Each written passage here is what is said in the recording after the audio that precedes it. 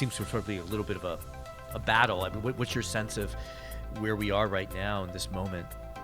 Well, I mean, I'm a strong believer in that the long-termist view is the right view. I mean, I think you don't need to go very far down the road of thinking, well.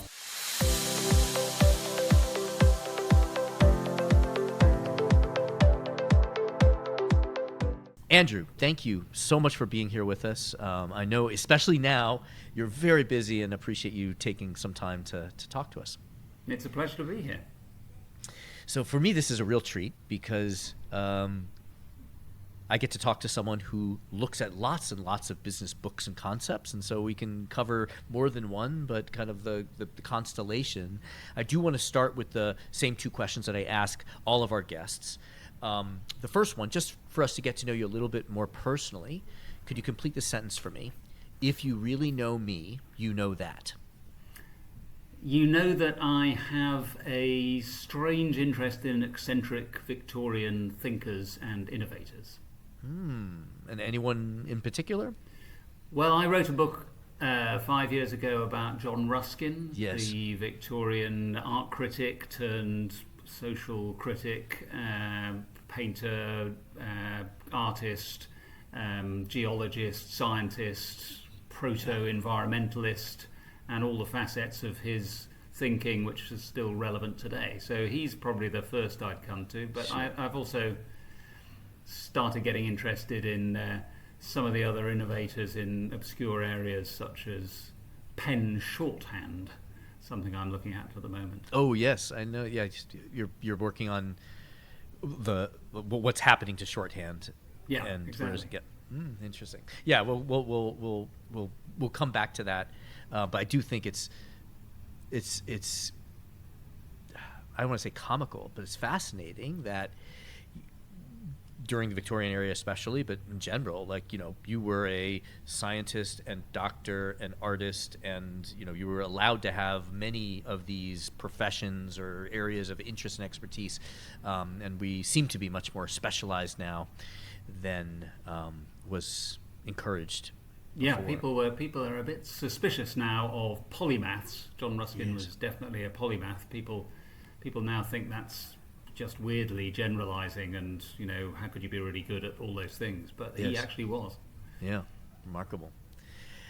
This is a podcast about strategy, and so my next question is, what's your definition of strategy?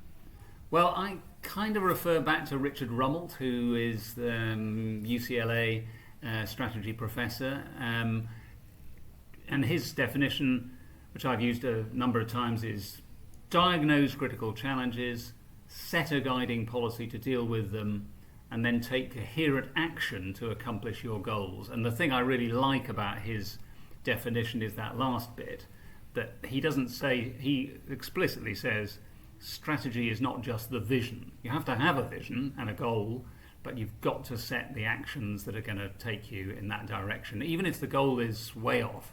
And he uses the example of the moonshot, the literal moonshot of the US, trying to land on the moon, and how that was set as this great vision by JFK, and then became a reality because he already knew from the information he'd got from scientists at NASA and elsewhere that it was possible. It was a stretch goal, but it was possible. So I like that combination, really, of vision and action that he lays out. I love that. Yeah, he was on this podcast early on, and highly influential. You know, strategy is what you do, not what you say you're going to do. Yeah. Vision without action is a daydream, and action without vision is a nightmare. The marrying of those two. Excellent.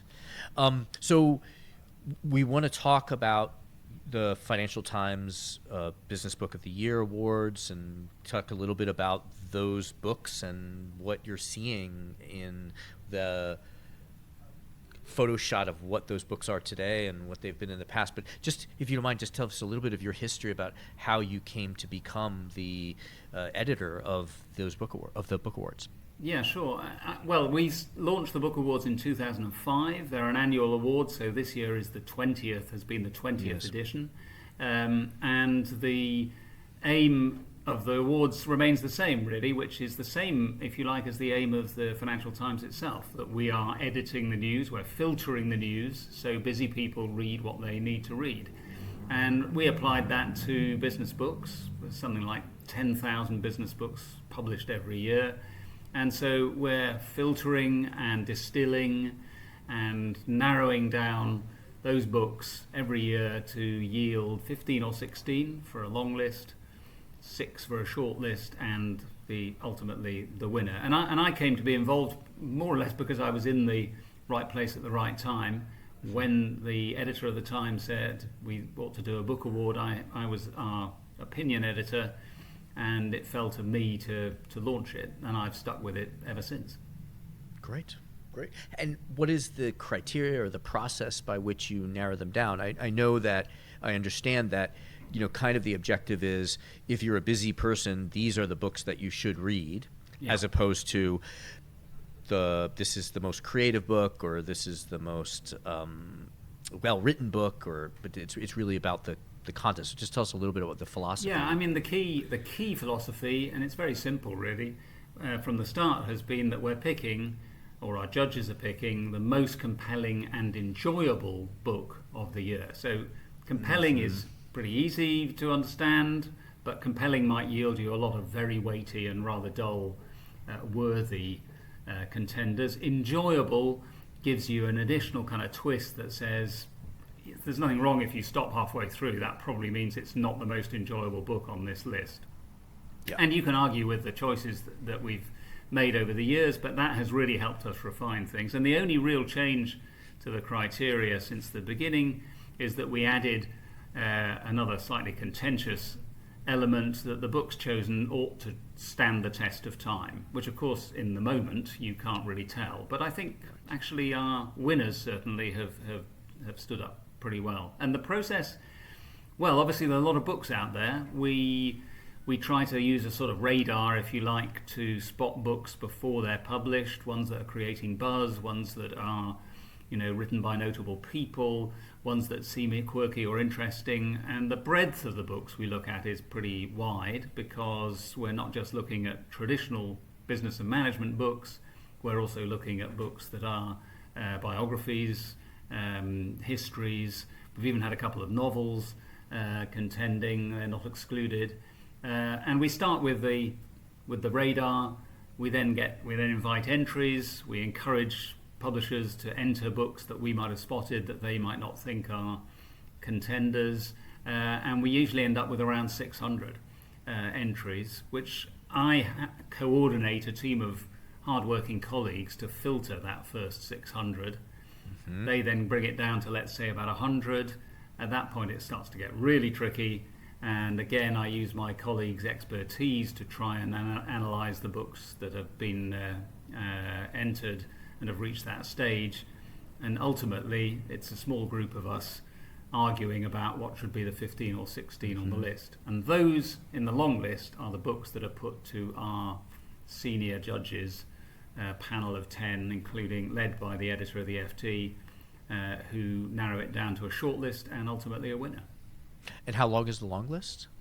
The long list is 15 or 16. 15 or 16, gotcha. And obviously you don't want your 15 or 16 all to be books for the sake of argument about technology or about economics. So there is a certain amount of kind of getting the mix right in there, but it's very much an apples and oranges process, which we agonize over for some months. Sure. Yeah, that's the humans still matter in the process of filtering useful information. And, and that pleases me. It's hard to find. Yeah. Pleases me even when we are confronted with 600 PDFs of unpublished books that we need to go through.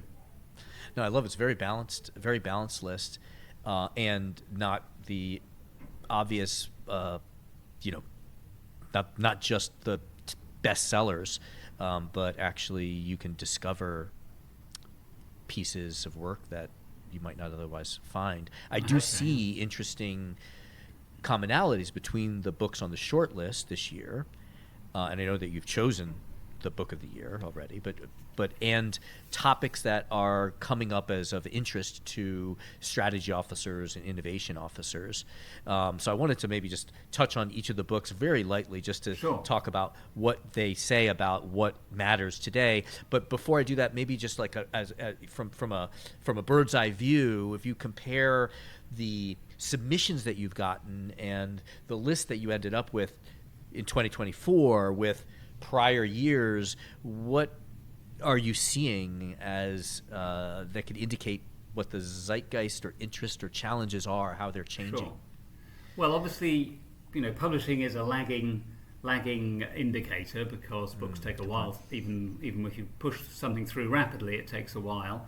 But over the years, I think probably the winners that we've chosen have shown trends. The first book selected to be book of the year was Tom Friedman's The World is Flat, his great kind of paean to globalization. That was obviously a time when everyone was looking globally and globalization was the big theme. Then we went through the financial crisis and had a lot of financial books. And now we're moving into, or have moved into in the last 4 or 5 years, if not earlier, into technology. And these are books that to some degree have dominated the winner's podium, but also the entries. I mean, there have been a lot of books over that time that have examined, starting with Martin Ford's Rise of the Robots, which won when it came out, through to this year when we had a number of AI books on the list.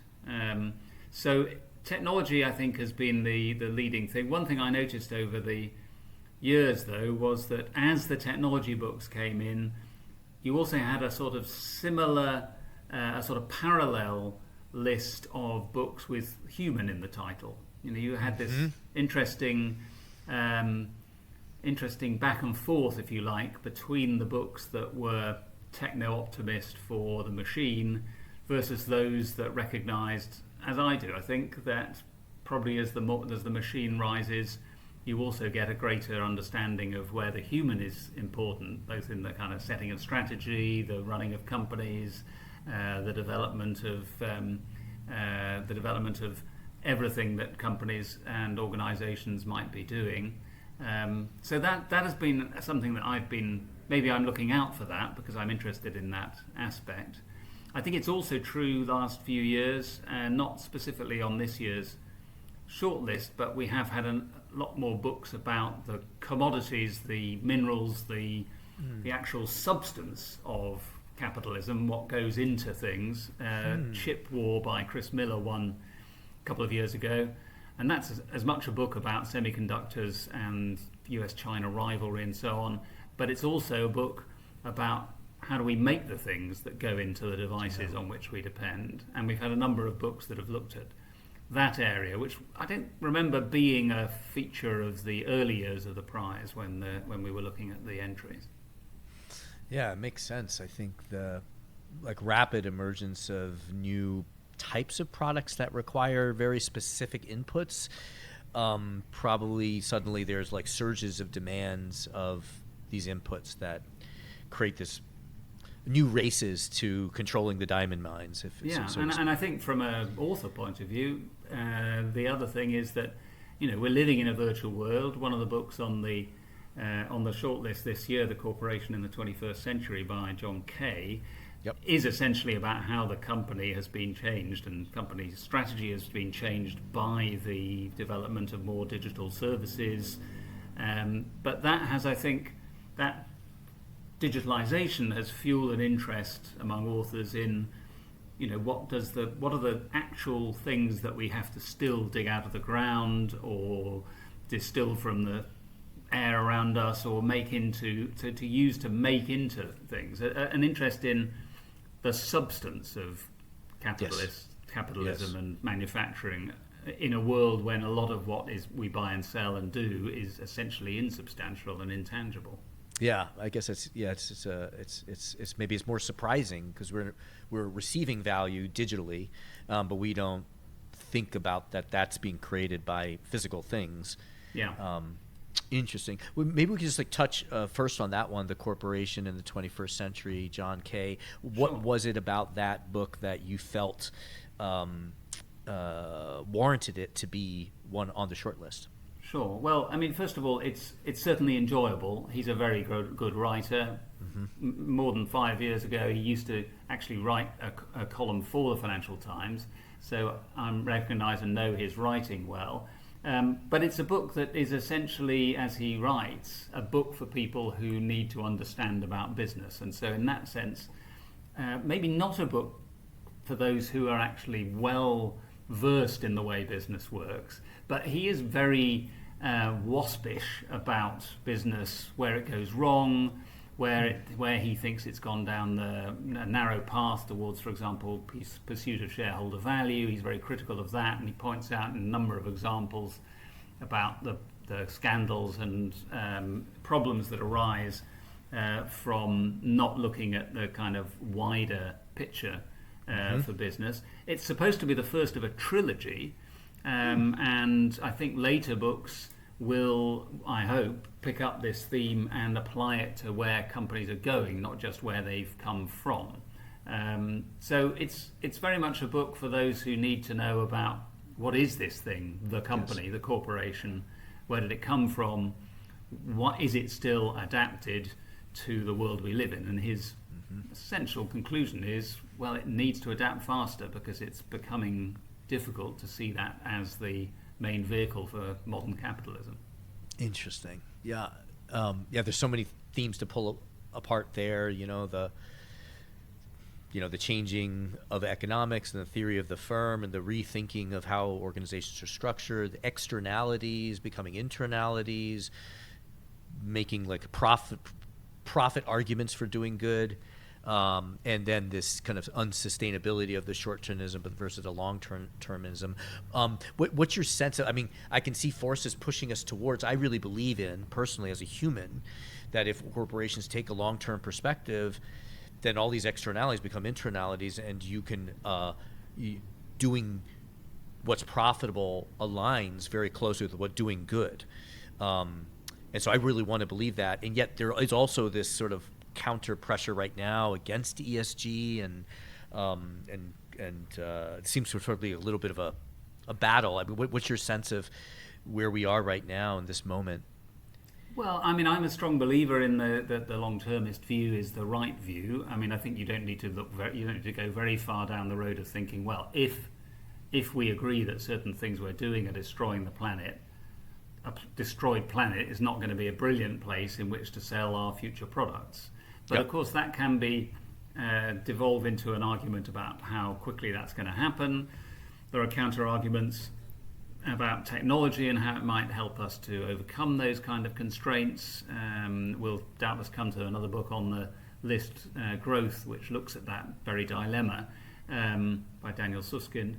I think the issue that has made this a difficult moment for that argument is that ESG was specifically, I wouldn't say hijacked, but it was certainly became captured by a world of investment and a sort of faddish movement that not everyone was able to deliver on. So companies overpromised on some of the things they were doing. Some of them may even have explicitly, or sort of I'll start that bit again. Some of them may even have said, I'm going to put an ESG label on here, but I don't actually have to do any of it. And that bred cynicism, which led to a backlash, which led to accusations of wokeism taking over the world. And that became melded, particularly in the US, with a pushback against diversity, equality and inclusion, which fits under obviously the S of ESG. And that's created a mess, I think, where ESG is not helping as an acronym, and I don't think in the States certainly that it gets used much at all now. Yes. I hope that the underlying logic of looking to the long term and behaving more sustainably as a company is sustained beyond this, I hope, temporary backlash. I think it would be dangerous if that weren't the case. Yeah. Yeah, it's interesting to see what the other names are that take hold, and that movement can adopt a new name. And it's almost sort of a battle of language. Yeah, people in that area do get a bit obsessed with the naming. I mean, we went through corporate social responsibility, sustainability, ESG. But I think certainly the E of ESG is so pressing for so many people, and therefore for so many companies, that actually we can go beyond the naming now and say, look, there's a real and present danger here that if something isn't done, either technologically or in terms of reassessing what the goals are of particular companies, that we're going to be plunged into even greater jeopardy. And that will be bad for everybody. Yeah. And the second book on your list sort of offers another tool, I guess, to move us towards that tribal, how the cultural instincts that divide us can help bring us together. Michael Morris, sort of, as I honestly have not read the book, but read about the book, it sort of argues that humans are naturally collaborative creatures. That's how we survived in tribes, and so looking out for each other is a natural evolutionary habit. Do you mind just telling us a little bit about that book and why you chose? This is obviously one that falls into a category that sort of emerged over the 20 years of the prize to be pretty dominant at one point, of kind of behavioral science, anthropology, psychology. This book is reclaiming tribalism for those optimists among us who think that people ought to get on together, and pointing out that actually a lot of the great things that have happened in the world are or to human beings, a lot of the great things that have happened to you human beings are actually a product of teamwork, for want of a better word, for tribes working together to develop and improve the worlds they live in. So as you say, it's a sort of counterpoint, or at least a complement to the discussion of what happens with our environment. And I think an optimistic book, a very timely book, deliberately timed, I think, to offset the idea that tribes are bad and tribalism will always lead to the lowest common denominator and a race to the bottom. Michael Morris, the author, makes a more positive point that if you can harness those positive aspects, you can actually improve the world. And he takes that across a whole range of examples, from companies to governments, and one that stuck with me, even though it's a very micro thing, was why do we want to be, some of the time at least, in offices with other people? It's because actually picking up signals and being able to work together as teams is something that humans do naturally, and it doesn't come easy to us if we're stuck remotely, however good the technology is that can link us together.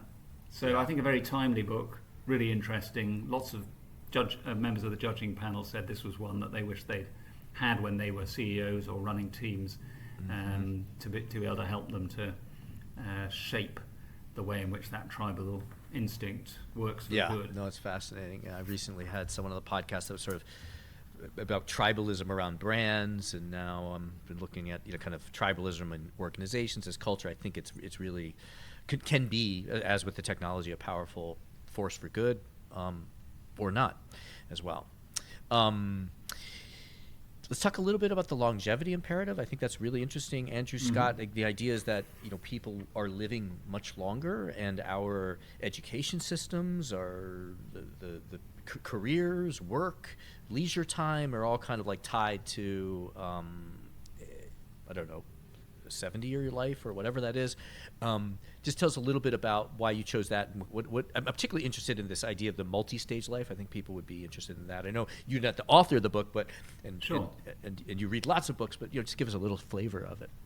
Yeah. So the as you say, the thesis of the book is that if we are likely, more of us are likely to live to be 100 years plus, particularly obviously the younger generation, those being born now, stand a greater chance, then that requires a rethink on the part of everybody, individuals, organizations for which they work, policymakers, institutions everywhere.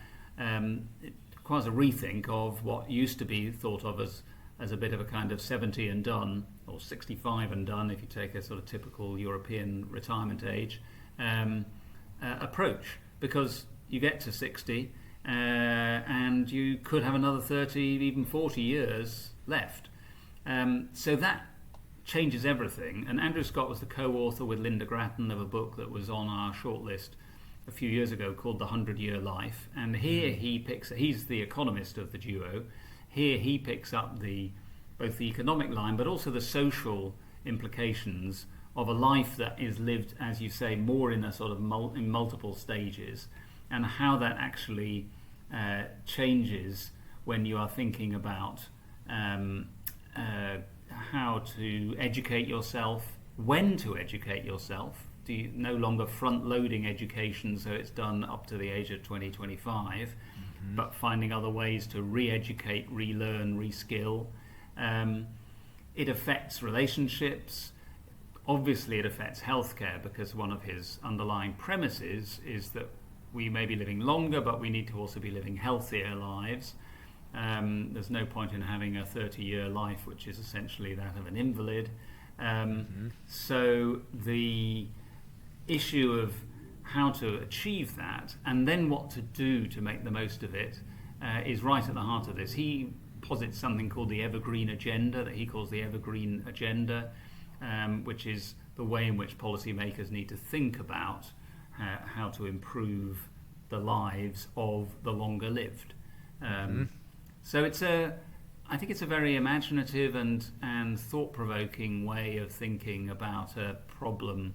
Interestingly, I spoke to some Japanese colleagues. The Financial Times belongs to Nikkei, a Japanese company, who obviously pointed out that in Japan, a country known for the longevity of its citizens, they've already been going through some of these policy changes and having to address some of these issues in order to avoid being caught with a top-heavy, unwell population. And of course, it's coming to lots of countries now, particularly in the developed world.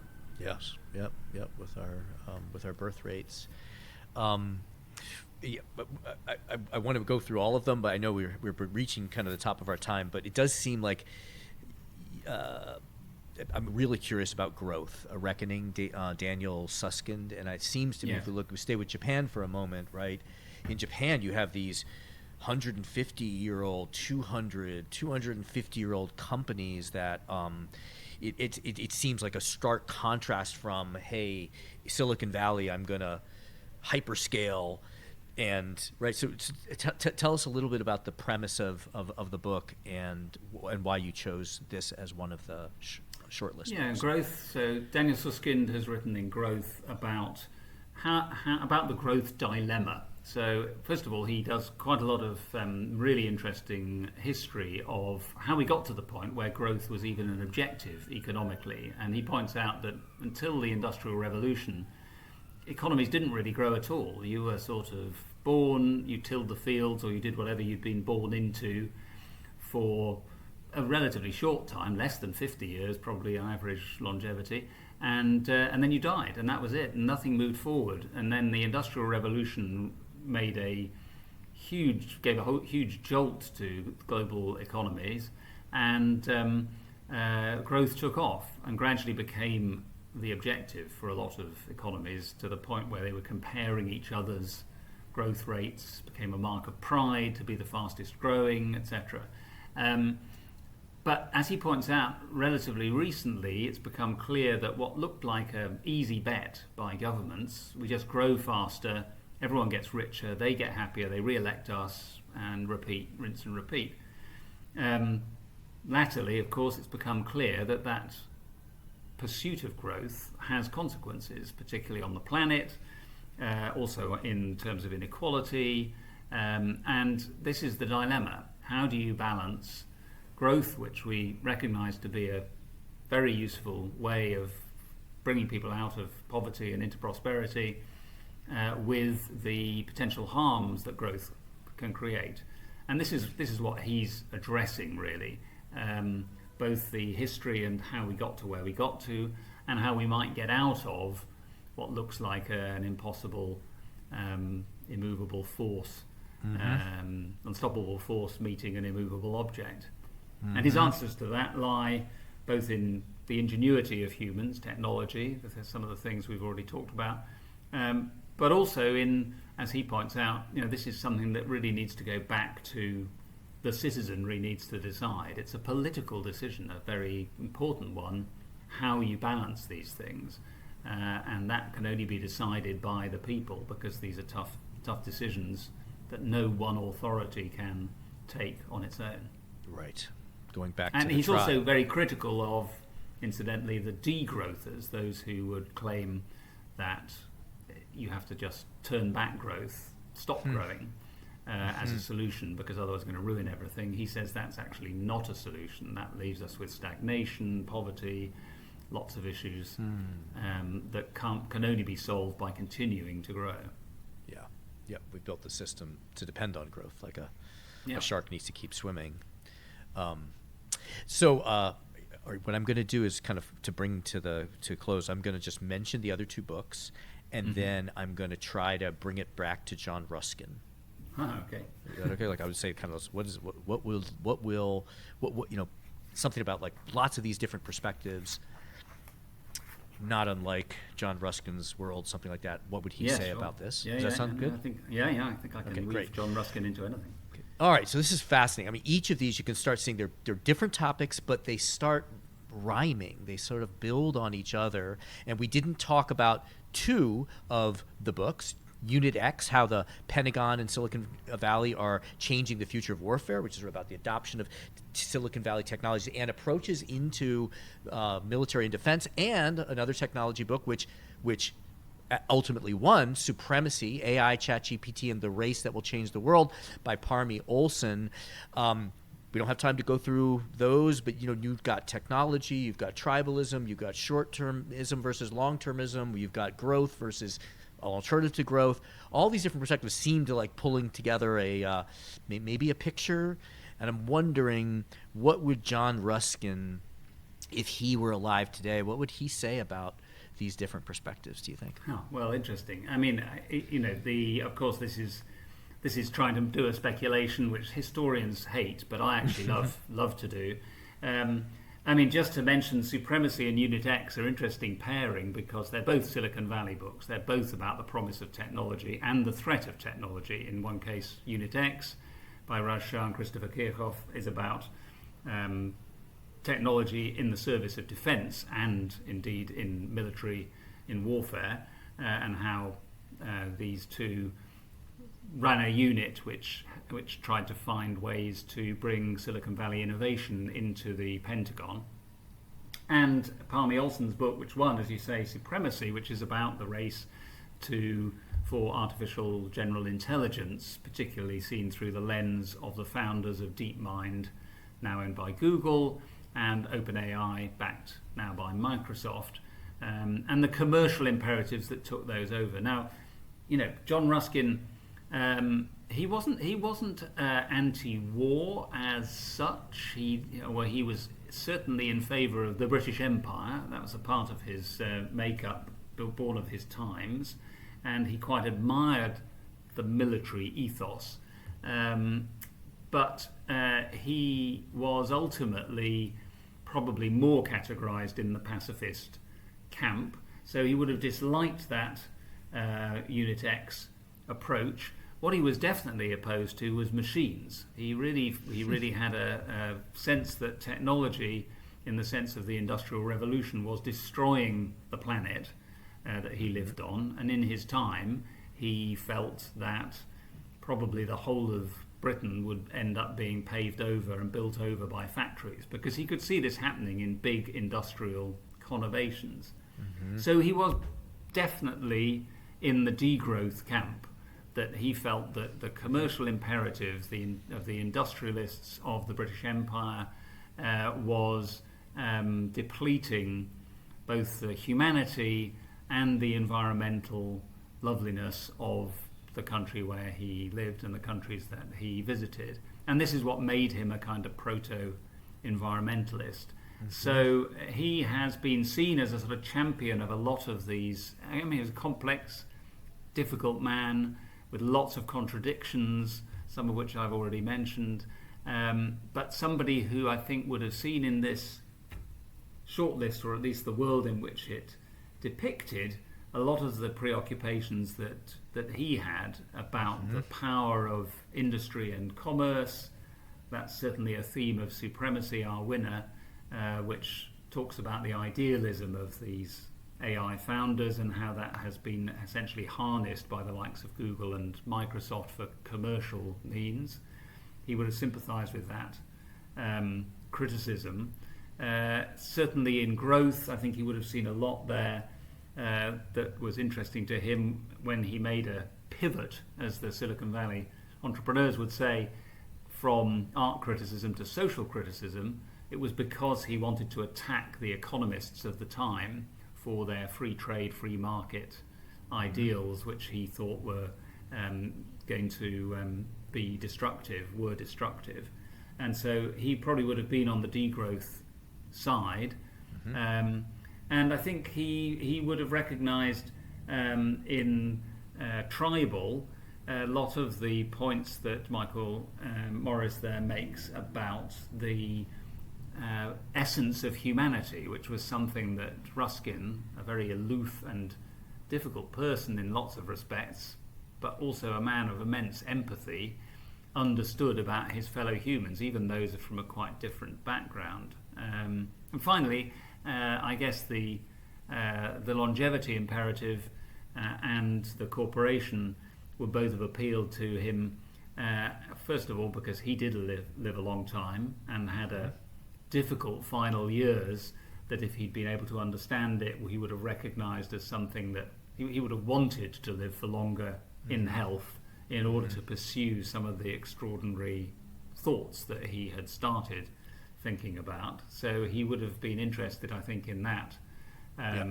approach. And the corporation, clearly corporations were the vehicles for a lot of the things that he disliked about what was happening with the Industrial Revolution. Made a lot of raging speeches against to industrialists and what he called merchants about where they were going wrong. And so he recognized the need for honest merchants who could do the right thing as leaders of commercial organizations. I'm going to ask a question. I don't know if there's a good question or an answer, but I'll just try it. So, you know, his opinions and speeches and philosophy, they gave birth, as I understand it, to the arts and craft movement. So I'm wondering, if he were here today, what does the new arts and craft movement look like? Well, so he, as you say, was an inspiration for the arts and crafts movement. He was a great lover of and promoter of craft-driven organisation. Almost medieval, actually, was his admired form. Something that even at the time seemed pretty anachronistic. But the arts and crafts movement then sprang out of his praise for artists like the Pre-Raphaelites.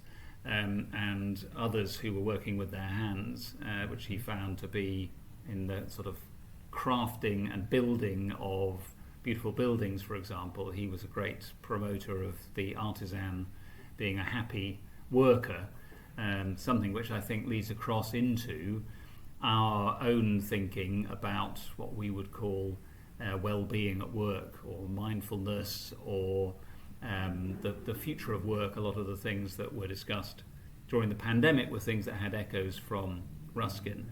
So obviously there is still craft and there is still art out there in the world.